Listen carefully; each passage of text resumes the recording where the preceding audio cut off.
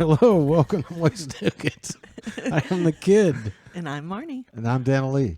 The percussionist. Spindrift percussionist. Yes.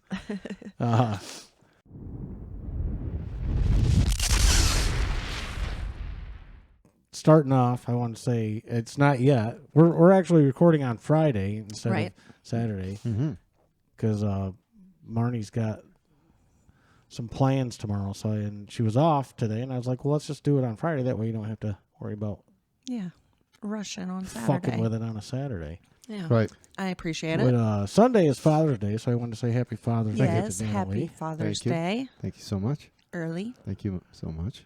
And then the Nuggets, they won. The Nuggets won. I saw that. They won. And I was like, oh, he's going to talk about this. Well, and it was tense last 5-6 minutes of that game. Ended up being 94-89, but Yeah. That's tight. 47 years. It took Wow. It's crazy. 47 years. 47 years. Do you blame that on the players or the coaches? Or do you give I props mean, to the I players or the honestly coaches this year? Don't like they got a team, but I don't follow basketball enough. But because they were a Denver team and they'd never won, I was interested in Denver getting a NBA championship. So that was Yay cool. to them. Just the right group of people. Yeah. And we're trying, like I said, we're trying different things to see what lands. And this was originally going to be called Documentary Week, but I switched it to TV Week. Okay. In case we want to do a movie or Comedy show. something like Anything. that. So it's not just. So this is TV Week, and we all watched a documentary. I think it was 2018, so it's been around for a few years. Actually, I think even longer than that, no? No, I think it was 2018, 2018? but Okay. 1974, one or the other. Really? But it's on Hulu and it's called Three Identical Strangers. Yes. So we're gonna see our take on this documentary, see how it worked, because I'm kind of on the fence on how this whole topic thing is going to work out. I agree. Because Marnie has no notes. I have no notes. I've got 2 pages of notes. I'm just not. I have no idea what huge- Dan Lee's got. He's got notes. I Some have, no, I have scribbles. scribbles. Yeah. I'm just not a huge note taker, I guess. I don't know why. But you see, I don't retain all the information. Well, I actually watched it twice, and then I listened to a podcast about it. So Okay. I got some info. Yeah. Cool. But at any rate, this documentary was about triplets that were separated basically at birth. I think they were like 6 months old when they were actually separated. Right. But in 1980, Bobby, one of the triplets, was on his way to his first year at Sullivan County Community College, Right. up in the Catskills. Oh, is that where that is? Yeah, he was driving his old piece of shit Volvo with like 200,000 miles on it. Different color hood than the car. And, Yeah, that's typical. I think the majority of the car was green. Didn't he call it the bitch, or something? Yeah. That's what he called the car, the bitch. It got him there, he said. You bitch. But when he got to college, to the college, everybody was walking up going, hey, welcome back, and high-fiving him, and girls were coming up and giving him hugs and kisses, and he's like, What is happening? what the fuck's going on? I really like this school. Right? And I don't want to go on and on Well, the whole thing. I just want to say this. Like, it starts off really, like, Endearing and fun and exciting. You're, like, really happy for this guy. And then throughout the whole movie, it kind of gets sad and dark. So It gets real, and real is sad and dark. yeah. But when you first start it, you're like, oh, this is so funny. And then his friend is like, hey, I'm telling you, you got a twin brother. Let's go find him. Well, yeah, everybody was calling him Eddie. Welcome back, Eddie. And he's like, my name's not Eddie. Yeah, he was like, I'm clueless to what you're talking about. And we got to his dorm room. His roommate was in there and was like, holy shit. Yeah. He's like, his roommate's name was Michael Domnitz. Yeah. He said, "Were you adopted?" And he said, "Yeah." And he said, "Were you born July 12th, 1961?" I was like, yeah. And he said, "Yeah." And he's like, "Holy shit." He said, "You got a twin brother." Well, it was so funny to me that when he like said, "Hey, we got to get in contact. Like, I'm a good friend with this guy." That they had to get into the phone booth together and close the door. Like, why? Like, that's what you did back then. Just leave the door open. We can have some more room here. But yeah, when they called him and he was just basically like, I guess how they linked it was the agency that they were adopted out of, and he had to ask his mom. The brother did. The Louise Wise Services was the big adoption agency in New York City. So primarily Jewish people. Jewish people for Jewish children. Right. An adoption. So typically, why not? They're going to cover. They're going to have an umbrella over their own. Yeah. Well, and they needed one because obviously they were in some type of crazy cahoots. It was somebody. Yeah. But yeah, they called them and they went. I believe it was Long Island. They went to. Yeah, they said it was like 2 hours from the college. Yeah, and they were speeding. Yeah, and got pulled over. Got pulled over by a cop and told the cop the story, and the cop was like, "Whatever, here's your ticket." Yeah, just go. He wasn't just warmed over by their story. It just didn't do it. But yeah, they made it to Long Island, and then they met. Bobby and Eddie met for the first time. Yeah, and it was just. Can you imagine? That picture was great because they both were just cheesing and looking at each other. Well, they're like 19 years old and never knew that they had a twin brother. Right. You know, out there somewhere. I mean, the parents didn't even know. That's the crazy thing. No. And so I just got to touch on this real quick. They're a trio in the crib. I mean, they're a tight trio because they were in the womb together. Well, it's a duo right now. Yeah. Okay, so it's a duo. Yeah, they haven't found out about when they first met. That had to make some kind of sense. Yeah, some kind of sense and some kind of connection in the brain that just. I knew I was missing something, kind of feeling. Yeah. Because that was the nature part of it. Mm-hmm. Yeah, I bet they all kind of felt, but like as an adopted child, period. Like they're always going to have questions about, I mean, some people don't. They're like, I don't care about my birth people because I have good parents, you know? Right. But I'm sure in their head, they're like, why was I given up and stuff like that? So yeah. There's got to be questions. Yeah, for sure. And, you know, but I guess this, journalists got wind of the story that they had been separated at birth and they found each other. Mm-hmm. Just randomly found each other. One of these heartwarming stories. Well, there were articles in the newspaper, and one of them it was Howard Schneider from Newsday was the one that he actually sent somebody up on a plane. To verify the story, just to see these guys. He said we had money to do that back then. Yeah. Like, okay. So the guy flew up there and said, this is the real deal. Yeah. These guys are twin brothers. Mm-hmm. And I think that's when the deep dive came in. But because it came out in the papers and stuff like that, that's how David came into the picture. Number 3. Yeah. They never did say, like, they probably don't even know, like, who was born first, second, third. You know, they have no idea. Oh, yeah, like the oldest. Yeah. Yeah, I mean, even though it's minutes apart usually, but I think it's a big deal to them. Like, I'm the oldest, I'm the middle. Right. You know, right. But they did meet their mother down the line. But they did. Yeah. They did. They said it wasn't very heartwarming. No. A little on the disappointing side. Right. But I think they found out about the third because there was an article without a picture first, and then there was an article in a newspaper with the picture, and his mother read it, right?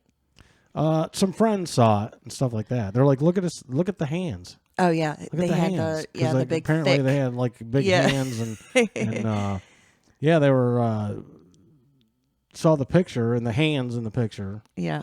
And then they told him.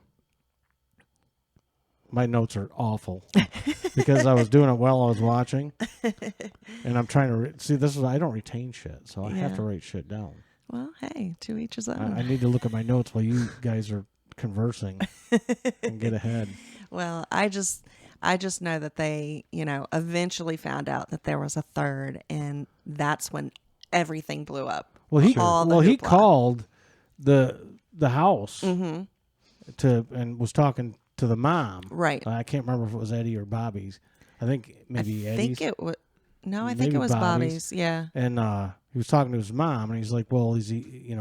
Is Bobby there?" And Yeah. she's like, "No, he's not right now." And he's like, "Well, let me explain." And he's like, "I saw this picture," and he said, "I think she actually dropped the phone." And then one of the friends was there, and he said, "I think she said, 'Holy shit, they're coming out of the woodwork.'" Yeah. Hilarious. Which led me to believe were other people calling her and like faking it and being like, "Oh, I think I'm the third" or something like that. You Could know? be. Yeah, Could be. that'd be a good prank call, wouldn't it? Well, you'd have to Or a look just bad- like them, but Yeah. But yeah, once the three of them got together, then it became even a bigger media story. yeah. Sure. And they were doing all the talk shows and So, Donahue. Yeah. And all the similarities. They were all wrestlers in high school. They Yep. all smoked the same kind of cigarettes, which Mhm. later on you're like, well, nobody was looking at the differences. Yeah. They were all looking at the similarities. Yeah. Right, 'Cause, like, yeah. they smoked Marlboros. Like, so did a That's billion so other generic. people. You know what I mean? Yeah. Um, I think their mannerisms were just so similar. I think Yeah. that was kind of, Uh-huh. But then they did say afterwards that they kind of fed off of the familiar things more than the opposite, Mhm. Like they just focused on that more than they did their differences. Right. Right. Yeah. But So they said they It's- went from talk show to talk show. Yeah. And so I imagine they were just riding this wave that was just so much fun. yeah. Oh yeah, I mean they were kind of instant celebrities, and Yeah. they were going on these talk shows. They were all wearing the same clothes, like Mhm. twins and Why not? or triplets. Yeah. Um, And then they opened the restaurant. yeah, that's down a little ways though. Oh, okay, sorry. I wanted to mention that what's weird, and we won't get into that whole thing yet, but Mhm. all three of them had older adopted sisters, Yeah. and all three of the sisters were all 21 years old, And they all came from the same agency. all from the same agency. Yeah. And So- they had a twin. The sisters? I don't think no. the sisters did, but they were just every all. every group they were pulled. These kids that were put together. Well, not They the came- sisters. Yeah, They I don't came think the from sisters twins. were though. No, but they were, I think, because those families had. Adopted through that agency. They were like, this family would. All we have to do is call them and say, "Oh, we've got a baby boy, and we thought of you, Yeah. to adopt." But that was all planned. It was Right, all right, planned. They right. picked those families. Right. Well, they did, but as far as the families were concerned, that's what they thought. Well, we had adopted our daughter Right. through them, and they knew that we were wanting to have a bigger family, so they reached out and said, we've got a boy. There were other families from there that separated twins, but Yeah, I don't yeah. think the sisters were twins. They were just all the same age. It was around the same time they were adopted, I think. Right. How right. many girls in each family? There was just one older girl Right. for each family, Uh-huh. but they There weren't. was one older girl, and she was a twin because they were looking for the same results with the twins as they were looking for the same results as. But the the sisters, triplets. I think the sisters were planted prior to the twin study.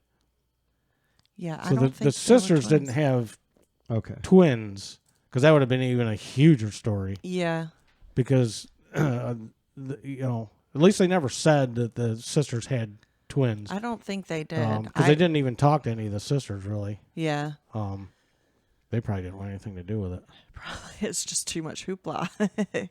But yeah, they were from that agency. They were all the same age and adopted around the same time. But I don't think those kids were twins, like The those sisters, yeah, right. the sisters. Now, there were other twins that had been adopted as part of this group. Yeah. Okay. I think they only confirmed like 5 or 6 or whatever, but Well, a lot of the stuff was like redacted and right, frozen and holded and whatever. But all the families were different. Like Bobby, his father was a doctor, his mother was an attorney, so they were pretty affluent family. Lived in a nice neighborhood, and where Eddie's father was a teacher, and they never did say what his mother did. And then David, his father and mother were both immigrants, and they owned a little mom and pop's store. Yeah, so it was all different classes, So basically. right, exactly. So you had the blue collar, the affluent family, and then what is the other blue collar and I mean, blue collar, white collar, working class? yeah. And then people, I guess you would think that would struggle because they weren't originally from the United States. Right, the You would immigrants. assume The they father, would. they called him Boobala. Yeah. Right. Apparently, he was just a great guy. Just Yeah.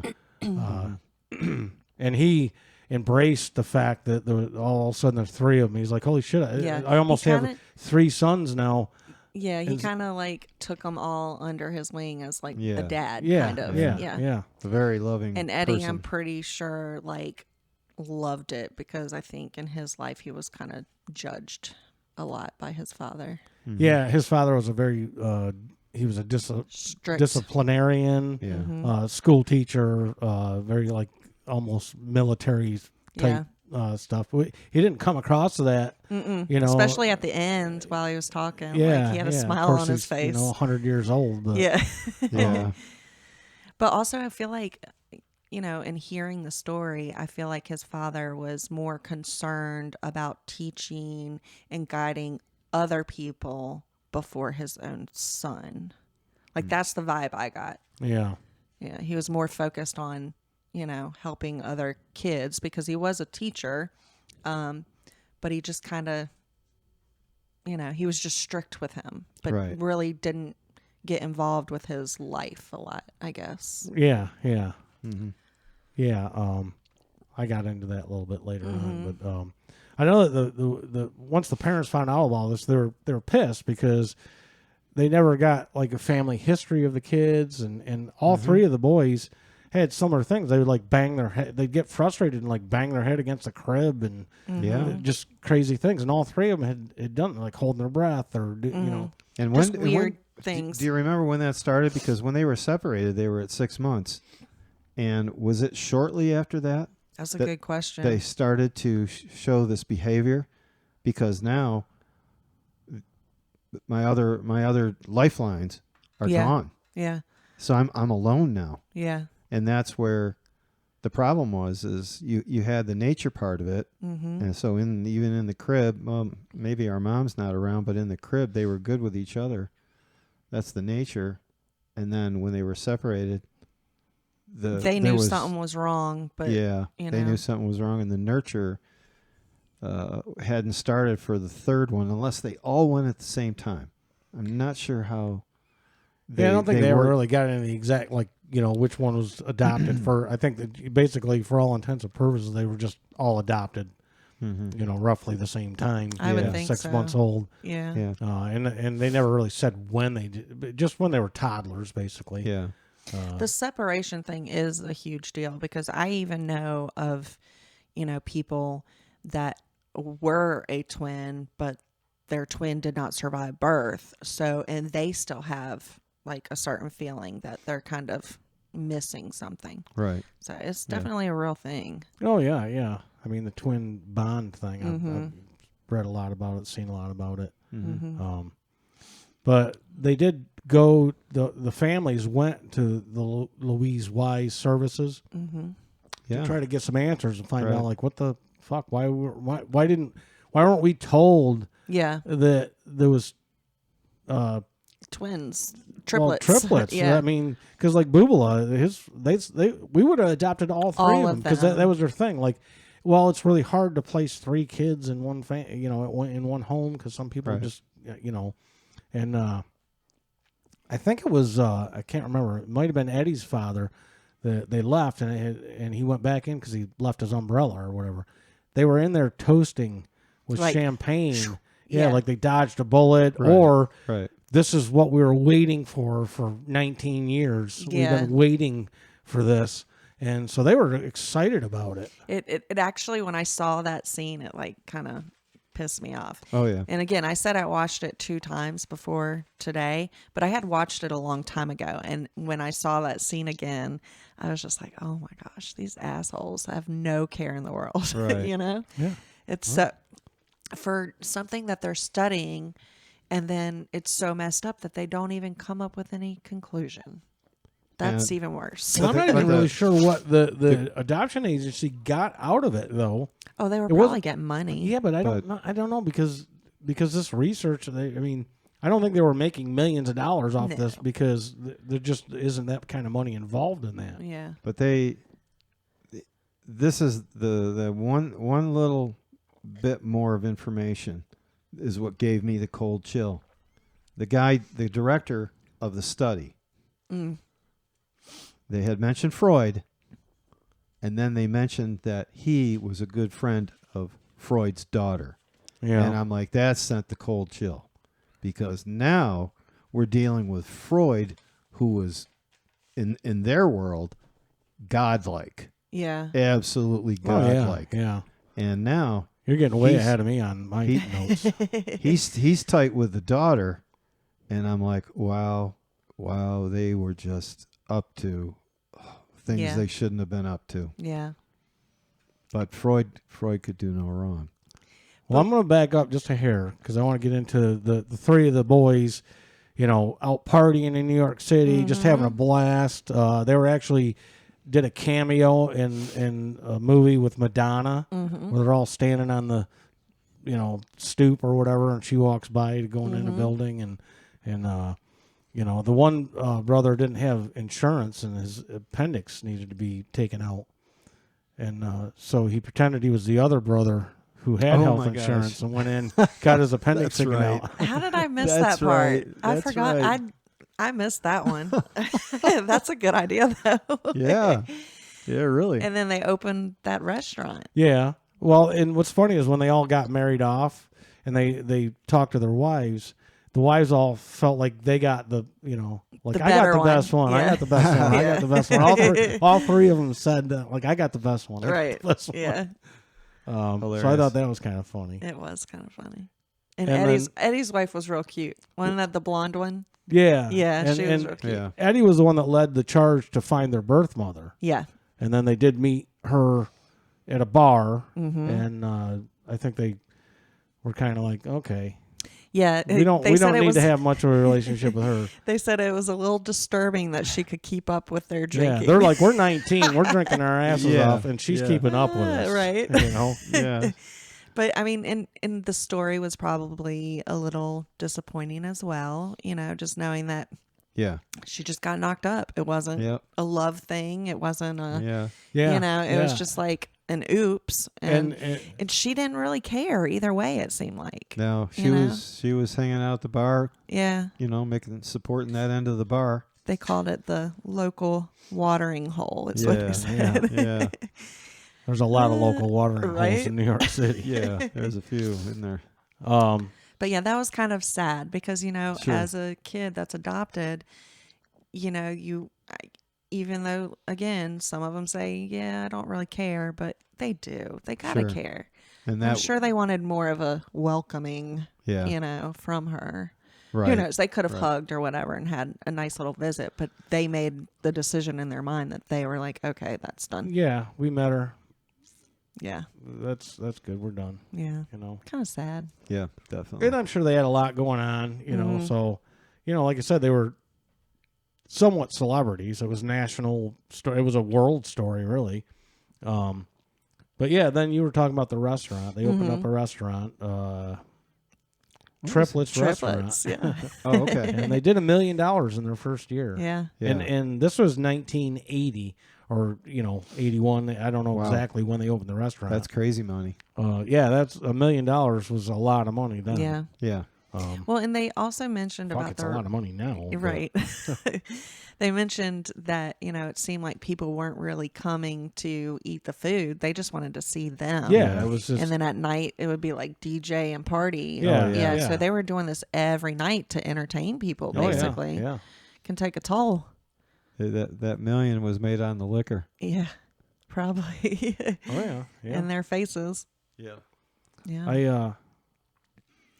Because if they didn't show up every night, people would stop going, right? Right. Like they went there to see them. People were traveling to New York just to go there. Yeah. That's a lot. And I think they all had a role. Like one was front of house, and one of them was running the kitchen, and then But the other one got out though. He didn't stay. Down the line, he did. Yeah. But I think I want to wait till a little later before we get into that, because that's when it really starts taking a darker turn. Yeah. Right. Is when all that stuff happened. But and they seemed like they were having a good old time though. They were having a while. blast. Yeah. And, who wouldn't? Party time. They weren't thinking about, like, I lost 19 years with my brothers. Yeah, they're just like we're together now, and let's, they're out having get fun. It in. Yeah. That's right. 19, 20 years old in the early 80s. I mean, they're out having a blast, hitting all the, Club 54 and that's right. Just having a good old time. Yeah. Well, What a place. lot going in. What a place to be living. Yeah. And all that. Yeah. I do think it was kind of strange though that like they were only dealing with Jewish families. I mean, I guess the agency was, but like, why was the study just probably because that was probably the only agency that was willing to play their game. Okay. Yeah. They probably went to some others and they were like, "Go fuck yourself. We're not doing that shit." Yeah. But in that world, the reputation of Freud, be like, it would be an honor is probably the kind of things they were saying. Oh, okay. Because of Freud. Yeah. Huh. Interesting. All right, yeah, we're getting into the darker side now. Mm-hmm. It's basically just an experiment about identical twins being reared apart in different families. The psychoanalytic study of the child was what some of this was based on. Well, I feel like that's what it was based on at the beginning. No, but that's an actual thing. The psychoanalytic study of the child. Okay. They put it up there on a big blue screen, and it had the writing. Yeah, okay. So I wrote it down. I felt it had to be important. Yeah. I mean, it's just messed up all the way around, kind of. Well, I mean, they were separating twins for the experiment of just putting them in different homes and different, classes of people and different parenting, Yeah. How do poor people raise kids? How do rich people raise kids? How do uneducated people raise kids? How do educated people raise kids? Right. But it ended up being more about the parents than the children themselves. Well, what's crazy is, they were all, we've established this, they were all from the Louise Wise services. Right. Yeah. Right. But it was just a giant friggin' science experiment. Yeah. Absolutely. And they had people coming to the houses and giving the kids tests and filming them while they're just playing and doing shit. Right. They realized this later as adults. They were like, oh, yeah, this was kind of happening. They were lab rats. Sure. Yeah. I mean, for all intents and purposes, they were just lab rats. Why do you like the baseball? You play with that a lot. Yeah, yeah. And different things like that. Boy, you throw that pretty aggressively. That's so. Wow. Yeah, what's wrong? Why are you so mad? And they did this for years. Yeah.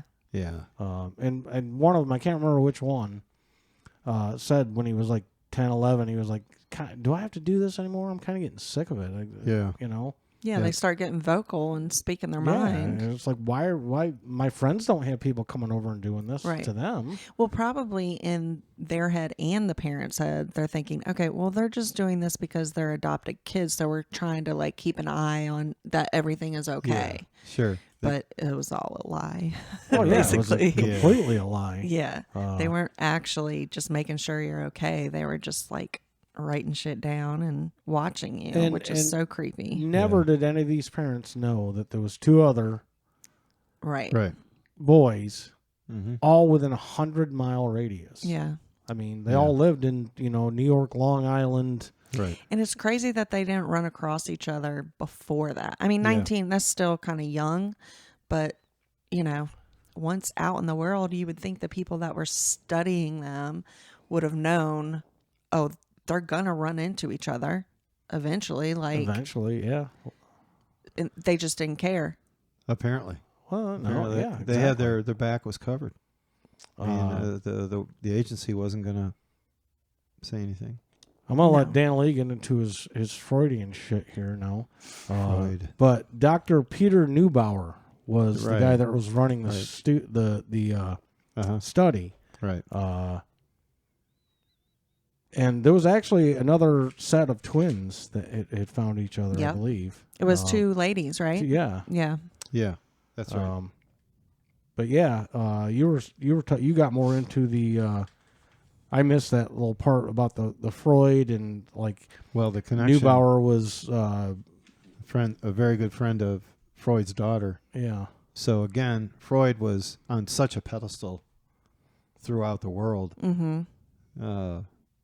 That you didn't doubt anything he said, or so I guess you wouldn't doubt any development of scientific research. You could call it scientific research, just I guess. Trusted him. He looked up to him, I guess. It makes me wonder, was he friends with the daughter just because, or did he kind of search her out because he might have been obsessed with her father? I'm not that's sure. That's a whole question. Yeah, it certainly is. That would have to be somebody else.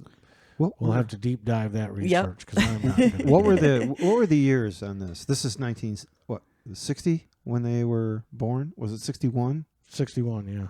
Okay, so we're 45 to 60 is 15. We're 15 years beyond the war. Okay, because you got to take into consideration everything that had gone on previous to the war. Right. The rise of Hitler. Yeah. The mass exoduses out of Europe. I mean, for the Jewish communities, a lot of them were getting out. They knew that there was evil coming. And then just everything that was going on in society and the changes that they had to go through coming to the United States, forced to come here. And all of that, just I guess they needed that. They had this need to turn to the young, the youthful, and let's do something different. Let's get involved with researching the kids, and it's just that unfortunately there's a bit of a dark side to that. They didn't do it the right way. No, they didn't get involved with the kids. They were just watching them really hard and weird. Yeah. Well, yeah, but I mean, separating them is, terrible. And the worst part of the whole thing is that the whole study was never even published. Yeah, that's the messed up. Like, you did all this work. Right. And didn't come up with a final conclusion or anything you could share with anybody. Right. Except the only thing that came out of it is like, you guys look bad. Yeah. And the fact that it's your own community doing it to their own community. Yeah. Yeah.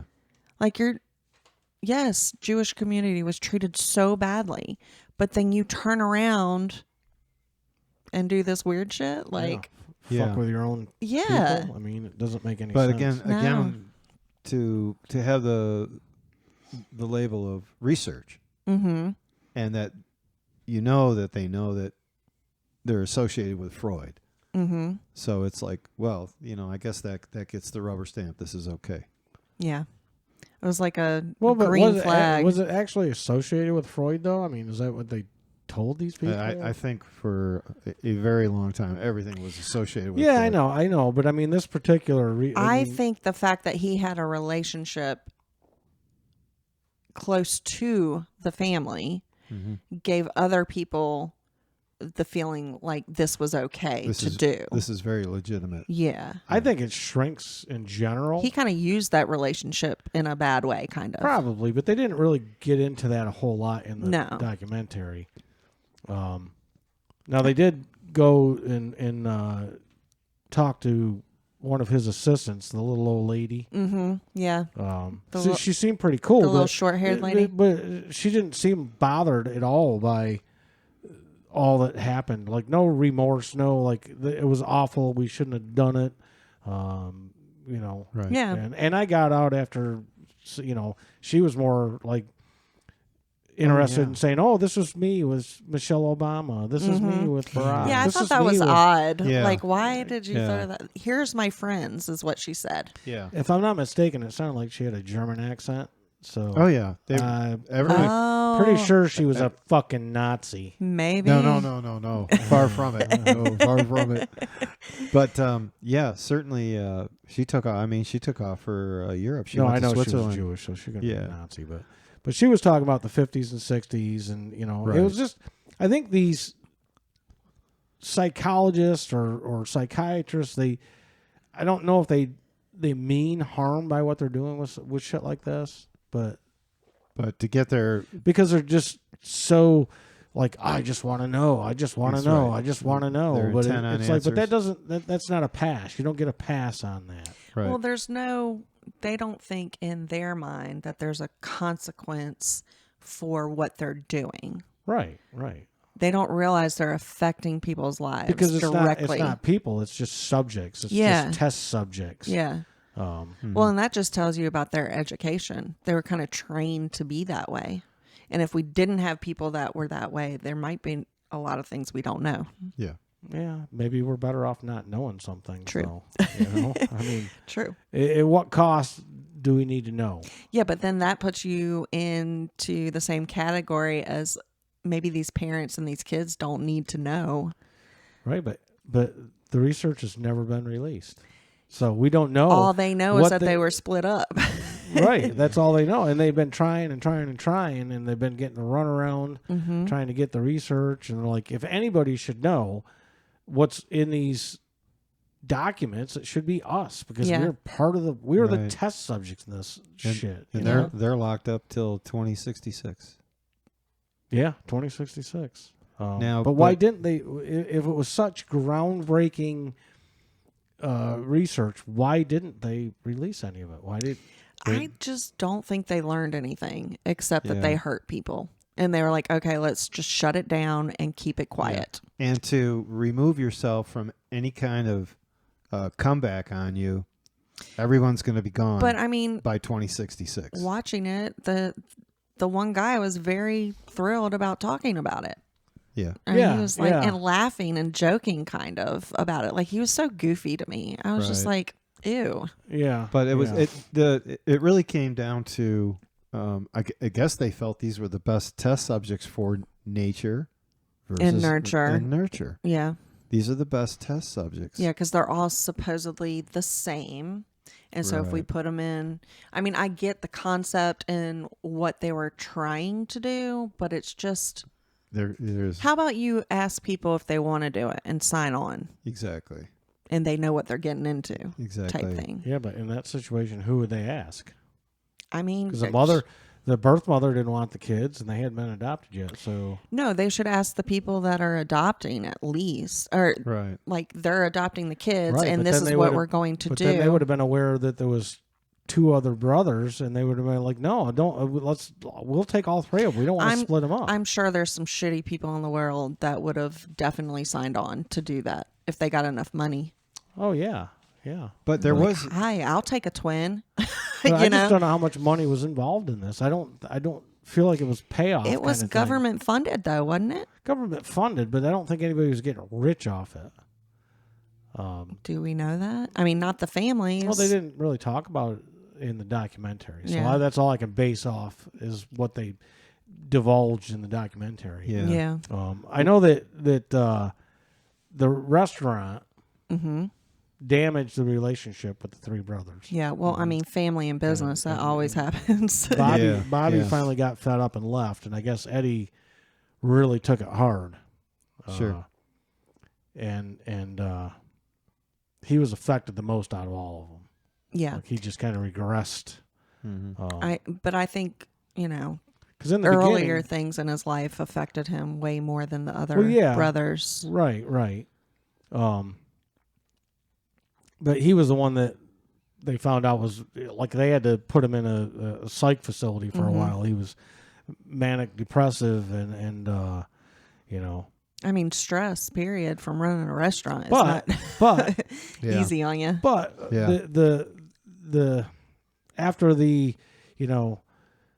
idea of meeting your two twin brothers that you didn't know you had after 19 years and going out and having all this fun and being celebrities for a while, and everything dies off eventually. They weren't necessarily celebrities anymore. And then realizing that I missed all these years and like what kind of fucked up deal was this that I was involved in? They made me a lab rat and like once the fame and the fun kind of slowed down, it's like that's when reality hits. And but being manic depressive, like if he would have been diagnosed, let's say when he was 14, right, maybe he wouldn't have committed suicide. Yeah, which because that's what so Eddie sad. Eventually did, was committed suicide. Yeah, right. In the idea of nature and nurture of Babala, Babala was the nurture. Mm-hmm. He was the nurture character, especially for Eddie. Yeah. So there was, and he had passed. He had passed. Yes. And he had passed, but before he passed on, so he was kind of like the glue. That was true hope for Eddie. Right. Yeah. That was the real It's like deal now of I got hope. the dad that I really wanted or felt he deserved. Kind of. Yeah. Yeah. It's too bad he couldn't have done a lot of one-on-one with Eddie. That might have been. I mean, who knows? Maybe he did, and then when he did pass, it just the walls came tumbling. Yeah. Well, it was like the two sisters that were part of that study that they had found each other later on. Mm-hmm. They found out that their birth mother was schizophrenic. Yeah. And they didn't know this until they were, right. They were married and had their kids of their own and stuff. Had no idea of medical history of their birth. Right. Mother. Were they identical? The sisters, or were they? I think fraternal? they were. I think they were identical. They I think were? This whole study was. They just looked a little different. Twins. Maybe it was just their hair, but you age, yeah. right? Exactly. So because I think they were in their 30s or 40s when they found out and met. Yeah. Maybe not 40s, but older than the sons. Were. Yeah. They weren't 19. They were definitely, because I think they had families of their own at that point in time when they found out. Yeah. But yeah, like I said, no medical history was given to any of the adoptive parents, so they had no idea that this, could have affected any of the kids. Yeah, I mean, was the mother depressed or suffer from schizophrenia or whatever, Also, like, if the mother was, mentally unhealthy, like, I wonder if it matters, like, out of the 3 kids that she had in her body, if, like, one would, like, suck up that energy more than the others, like, because the other 2 seemed pretty carefree about everything, and he just looked like he took on all the stress the most. Yeah. Well, I think he was the one that really wanted them all to be close and and everybody be happy, and and I think when things maybe started going south with the restaurant a little bit, and, when the nostalgia wore off and things were getting, they weren't bringing in $1 million anymore, right, and things like that. But I mean, I wondered though, was this study based on? Did they base it on like finding parents that had identical twins that had a mental illness history? Did they seek these people out? Good question, because they didn't actually to say see they did. Like, can we cure mental illness by placing a mentally ill, a baby that could have mental illness later on in life if they which type placed of family? in a certain family Yeah. dynamic. And so I started thinking about that. You know? Like if we placed them with a middle class family, would that work out better for them than a family that's got a whole lot of money? Right. You know, so that could have been part of the experiment, I guess, but I don't know. They claim it wasn't. Right. Well, they kind of said it was more about the parents than the kids, though. They were observing the parents that were adopting the kids more than they were observing the kids. But they're like, the parents aren't seeing what this child's going through. Like, that was a statement. It doesn't really sound like it, though. They could say that, but it doesn't really sound like that because they weren't filming the parents. They were filming the kids. Yeah. They were giving the kids tests. Well, maybe they were, like, filming the kids to make the parents think we're not actually looking at you.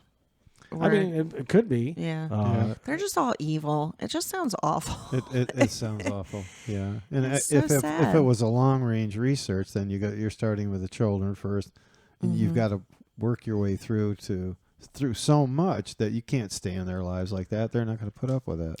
So once he did commit suicide, it was the other husband's or son's wife that went and found him. Yeah. Yeah, because they lived across the street from each other. Right. Which that's also stressful. Oh gosh. Yeah, absolutely. Like, you know, well, they did it's say like this all was the not, time together, working, living. It's a lot. From all the kids that were part of the study group, that Eddie's was not the only suicide. Oh no kidding. Oh really? There was. I think I heard. Yeah, I think I heard that at the end, but they didn't, bring their names up or anything like that. But again, did they choose these kids because they knew their birth parents had mental issues? So of course there's going to be more. Well, Neubauer was completely elusive right before he passed, like about giving any information. And I had written down here in my notes funding because they didn't really talk about funding a whole lot.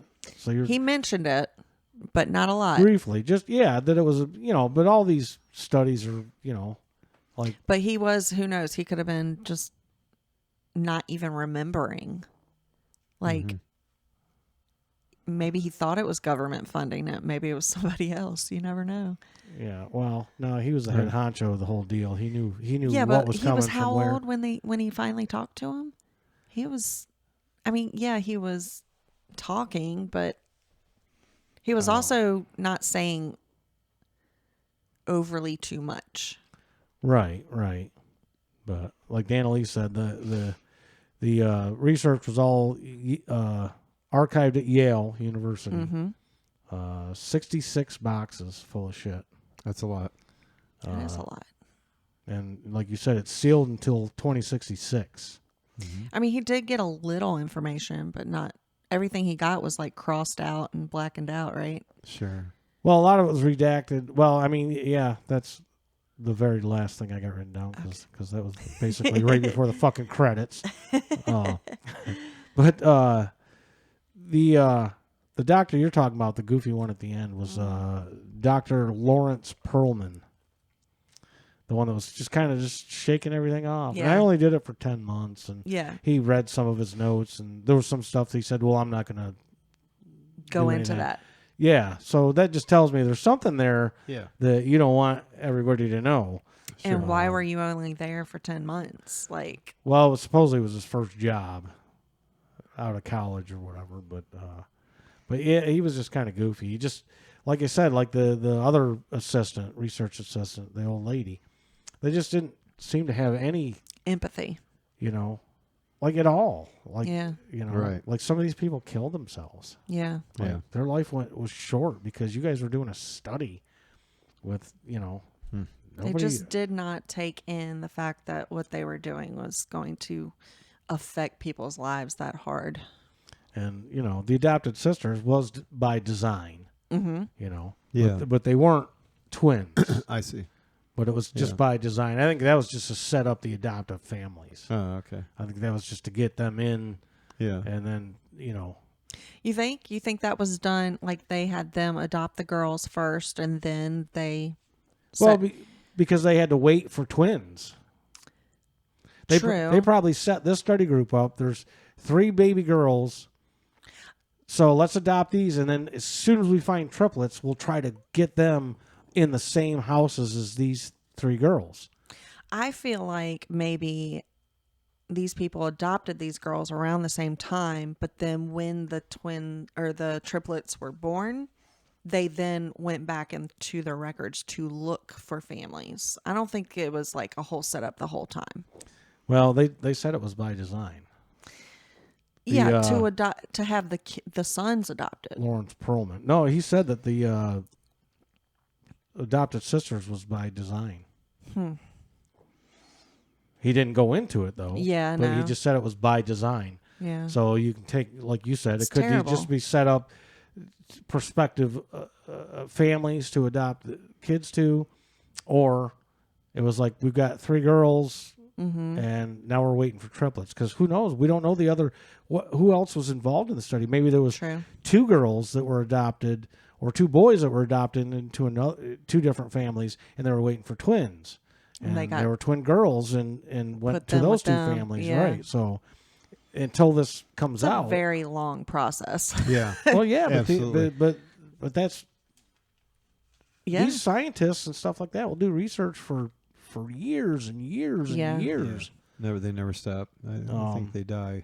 I guess that's why they Doing call mad scientists. Like they're just Exactly. I mean, they're too smart for their own good. Absolutely. It's just so sad. And then they got into a little bit the relationship that we talked about a little bit before with Eddie and his dad. Didn't have a great relationship with his father, and I think the other brothers, felt like he said that he never really felt like he fit in to that family. He just didn't. It wasn't the right fit. Yeah.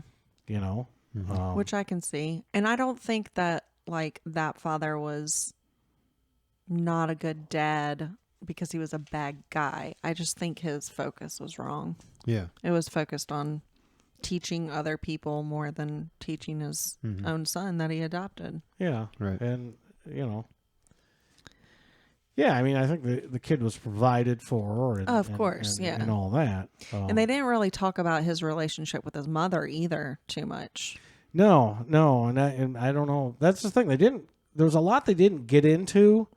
So it's like maybe the boys just didn't. They always love their moms, so I'm not going to talk bad about my mom. Type deal. But I mean, even like some of the aunts were on there, but like the mothers weren't. Yeah, and they, maybe they've passed on since that, or they're like, this. I'm not talking about this shit at all. Yeah, or maybe they're just horrified by it and just don't want to talk about it. They are getting some of the study records as of 2018 or whenever the documentary was made. They had gotten 10,000 pages. That's a lot. At that point. Wow. But there was nothing. There was no conclusions. They had nothing important, probably. Just shit to keep them busy. Yeah. Yeah. And like I said, a lot of it was redacted, and they claimed that it was redacted because they didn't want to give the names of other people that were in the study. And Which it's is like, why so not? messed up. Yeah, why not? But at the same time, when you think about that, like, let's say you don't know anything about this, and you're a twin, and you were adopted. Well, you don't know you're even a twin or whatever. Yeah. Like I said, it was the triplets and then the 2 girls that found out later on. And how many other test subjects, who knows? Yeah, but it's not your choice to keep information about their life away from them. But it could. But think about the disruption it could cause in their lives now at this point, all these years later, finding out, like, holy shit, I was part of this study, and I have a twin sister somewhere, and like. It'd be fun at first. Like, well, wow. Maybe or maybe not. Yeah. So it's hard to say. So I understand, like, not giving personal information out of other, like, names and stuff. Not to the public. Well, even to them, because, I mean, they could reach out if they wanted to. Yeah, but how would they know if they don't know anything? Like, if they don't know they're adopted and they don't know they're a twin. No, I'm talking about the Bobby and they're getting this information. So if the names were there, they could reach out to these people. They could track them down and find them and go, hey, just so you know, here's our story, and you were part of this study too. Yeah. You know? So, like, I understand redacting names. Yeah. But not information and conclusions and that's also lots of responsibility for them if they did have the names, like feeling like, do we do this? Do we not? I mean, how many people can we sue? You know, you can sue the agency, and then you can start suing all the everybody involved in the study. Yeah. But the agency's gone. Yeah. Doesn't exist anymore. So that thins the Louise Wise Services is no longer in existence. So, but who was running shit? You know, who was running that? By the looks of it, some old bat. Yeah. That was getting paid. Is that a pronoun? Louise Wise bat? Here we go. I don't understand some things. All I know is that, like, the whole scene of the documentary about him being at the restaurant and knowing his brother left in some type of emotional distraught or something. He knew something wasn't right, and then called and it's like, go check over there. Is his car there? Yeah. And it's there, and then, you know, he's back there running a kitchen, and she's like, you got to come home now, and doesn't tell him. Like, that's, he probably knew immediately. He knew something happened, for sure. Yeah, it's just sad. It is. And I don't even know how old they were at that point in time. True. I don't know if they but mentioned I feel like that. this couldn't have been so many years down the line that, you know, they were still in their 20s or whatever. You know, I feel like they couldn't have been. Yeah, they didn't really cover that timeline very well. I think they were probably older than 20s at that time, because they were all well, married. when they did the documentary, they were. But, But I mean, how they were 19 when they met. Yeah. And within a year or two, they had the restaurant. So I think a lot happened pretty fast for these guys. And so maybe, let's say, late 20s, early 30s. Yeah. Good. We're on the same page. It's just, it's so heartbreaking. Like, again, we started the documentary and it was kind of happy-go-lucky, exciting, and like, oh, these guys are going to find each other. It's fun. And then everything goes south and sad and dark. Well, and when you find out, it's just, to me, it's deception. Mm-hmm. And, you know, that shit just kind of pisses you off. It's like, God, how can people get away with doing things like this? Sure. Well, you're playing with actual human lives. Well, and then, do you think any of the boys thought that their parents had something to do with it at all? Like, was that like a struggle? I never got that vibe. I didn't get that vibe. I bet they had the conversations, though. I bet they asked them at one point, maybe. Like, you know, did you know about this? Yeah. One thing, did you know? Sure. What I wish they would have done is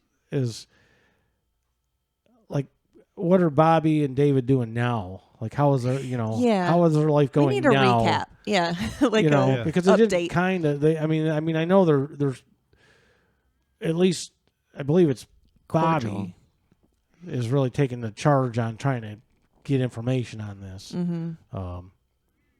Well, when they sat down to listen to what the doctor was saying, like, he sat down and he was like, it's good to see you.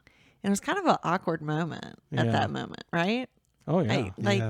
I wasn't sure if he was joking, like, I just saw you yesterday, or like, oh, man, we haven't seen each other in a while. Yeah, like, it's good to see you. And his response was kind of like, yeah, good to see you. Yeah, I mean, the whole thing could have just, like, destroyed their relationship with each other, too. Yeah. So, I hope not. I hope they're actually or they're cool. just, we're kind of kidding around. Yeah. You know? I mean, they all seem fun. Like, fun guys. Like good guys. They definitely all seem like good guys. Yeah. And but I wish they would have,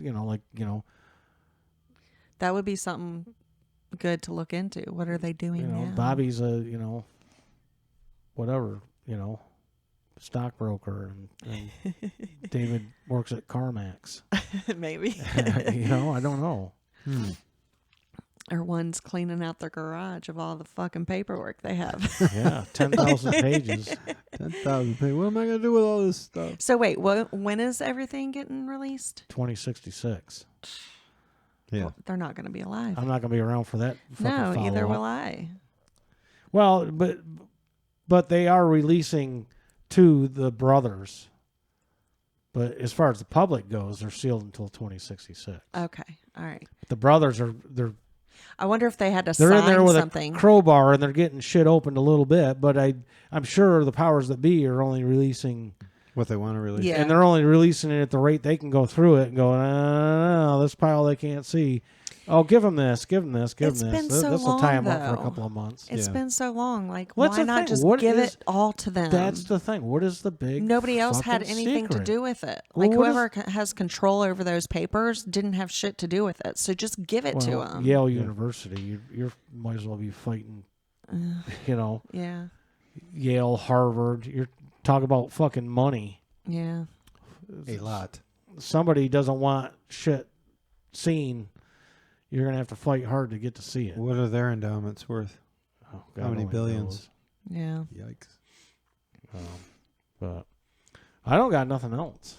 Well, it was, I did watch it twice, like I said. And, there are things I noticed after the first time. And I was just like, wait, like, this is just so messed up. But it's actually good to know because it just tells you how corrupt people are. Sure. Oh yeah. Absolutely. And there's probably so many other things it's that we don't know about it's things corruption, like this. but Right. it's more than corruption. It's just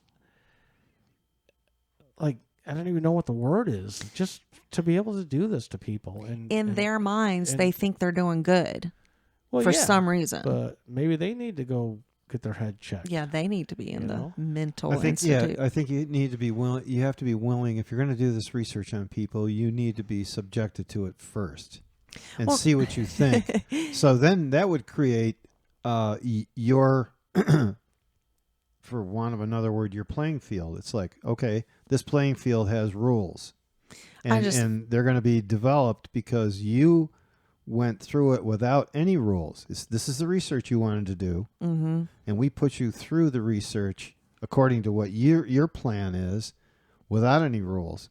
And if you didn't like it, Yeah, what do you that think means now? you're going to develop some rules. You're going to put some rules in Right, place. Right. I think things should just be more open about what you're wanting to do and what you're wanting to research, and let people make a choice if they want to be involved or Right. not. Yeah. Yeah. I mean, I don't think you're going to, I mean, who knows what's going on nowadays, but shit gets out a lot quicker now with social media. Of course. And it's hard to hide things. But in the, 50s and 60s, Yeah. It was a little it was easier a lot to get easier away. to do things like that. Well, You know, I I think we held people like these doctors and stuff in higher esteem than we do now. Because there's some of them are kooks nowadays and some of them right. are legit, Well, I would suggest, even though it's an old podcast, I did look at, after I watched it, I was like, there's got to be a podcast on something. And it's Dr. Sanjay Gupta or something like that. Sure. And he did a podcast on it many, many years ago. And it was more about the nurture and nature of stuff. And it's like, I don't know, maybe 10 episodes of the podcast. It's just interesting to listen to. Right, Yeah. right. Well, Yeah. see, that's the thing. They didn't get. I mean, they did talk about a little bit of the family dynamics of each of the three families, but more so, it was all right. Well, he's a Disciplinary. See? I can't even say disciplinarian. it. Yeah, there you go. A strict teacher. That's what He's a really And- mean guy. This family is an affluent family, doctor, lawyer, Right, right. So mom and but dad the are busy. doctor was busy and didn't get a lot of time to spend with the kid. Yeah. And then this family, they owned a mom and pops, but Right. they didn't really get into he was always a happy kid, and the relationships. Yeah. Right. They talked about when he was little, he'd bang his head on the crib. He'd just get so frustrated, he just bang. It's like, but how was he in high school? And Yeah. they didn't really get into a lot of that. They jumped around ages and stuff. Yeah. Yeah. So it was a good documentary, but It is. But it's a lot of emotions, I will say. Like it's all the way from happy, excited for them to like completely sad for them. Yeah. But I hope they're doing great. Happy to straight pissed off. Yeah, pissed at a lot of emotions. All of the above. It's amazing to think of the nature side of it, isn't it? That you're in the womb together, and then you're in a crib together, and that togetherness. There's such a bond that's developed without the ability to converse. Without the connection is just that you were there, I was there, we were all there, and we're still here. Mm-hmm. And we were relying on the rest of the world to keep us alive. Well, they just had this missing or empty feeling. Well, that's what. I don't but didn't know why. Right. I don't know if it was one of the ants or whatever said, or it might have been one of the research assistants or something like that. But they did say, it's just unfair because you got these 3 babies that have 2 warm bodies next to them. Mm-hmm. And then you just pluck them apart. Yeah. Right. And now they're all alone. And you expect them not to notice? Yeah. Oh my God. Yeah. Wow. I mean, that should have been the first experiment. Like, exactly. Let's figure out why these identical people have this strength and bond with each other before. So we'll start out by removing one baby for a minute. And look at their reactions. I'm sure they've done all of this before, but like, sure, they probably have. Yeah, but it's nothing we as one single child would ever understand. Like we would not get it. Fuck no, I don't know. I might have a twin out there somewhere. I mean, I always used to wish I was adopted. I'm pretty sure I don't. I'm just saying, like that could make somebody wonder. Yeah, that somebody that was adopted could be like, holy shit. Yeah. I used to tell my friends all the time that I thought or I wished I was adopted, but as I age, I'm like, I'm way too much like my mom and my dad. There's no way. All right, you want to call this one? It's sure. one. I don't know if we can talk any more about I think we're good. the podcast. I'm at the end of my notes, so I got nothing. I got fucking nothing. But it was so interesting. It was. It was a good documentary. It was. And I like doing this. I think it's a good idea, and we should do another one. I'll let you know when I listen back to it. Okay. Because I'm not sure. Uh-oh. But anyways, thanks for listening. Yep. I am the kid. I'm Marnie. I'm Dan Lee. We'll catch you next time.